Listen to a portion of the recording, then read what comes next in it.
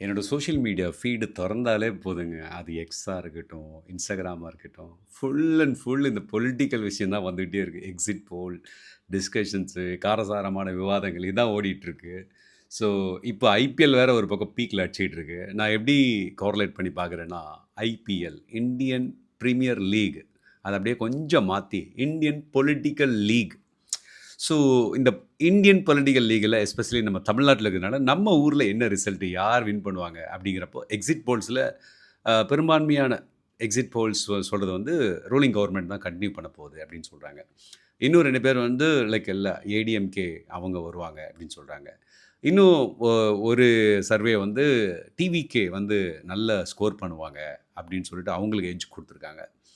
And இன்னொருத்தர் வந்து இப்படி இல்ல, அப்படி இல்லங்கிற மாரி டிவிகேக்கு ஒரு ஸ்ட்ராங்கான ஒரு இதுவும் குடுத்துருக்காங்க. நமக்கு என்னன்னாங்க, இப்போ DMK plus and AIADMK plus and TVK and NTK. So இந்த மாரி பார்ட்டிஸ்லாம் இருக்காங்க. ஆல்ரெடி நம்ம வோட் பண்ணியாச்சு.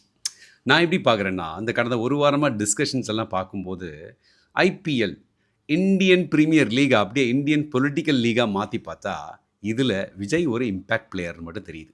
ரைட்டா? அவர் உண்மையிலேயே இம்பாக்ட்ட கிரியேட் பண்ணுவாரா? மாட்டாரா? இல்லாட்டி ஆளுங்கட்சி தான் மறுபடியும் ஆட்சிய தொடரப் போகுதா? இல்லாட்டி கடைசி டைம் எதிர்க்கட்சியா இருந்தவங்க ஆளுங்கட்சி ஆகப் போறாங்களா? இந்த மாரி நெறைய எதிர்பார்ப்புகள். எந்த ஆட்சி வந்தாலும் கரப்ஷன் ஃப்ரீ ப்ளஸ் எம்பத்தியோட இந்த மக்களுக்கு ஒரு நல்ல ஆட்சியா அமைப்பாங்க அப்படின்னு ஒரு நம்பிக்கையோட இப்போதைக்கு நான் முடிக்கிறேன் இந்த வீடியோவ. உங்களுடைய தாட் என்னங்கிறதையும் கமெண்ட்ஸ்ல போடுங்க.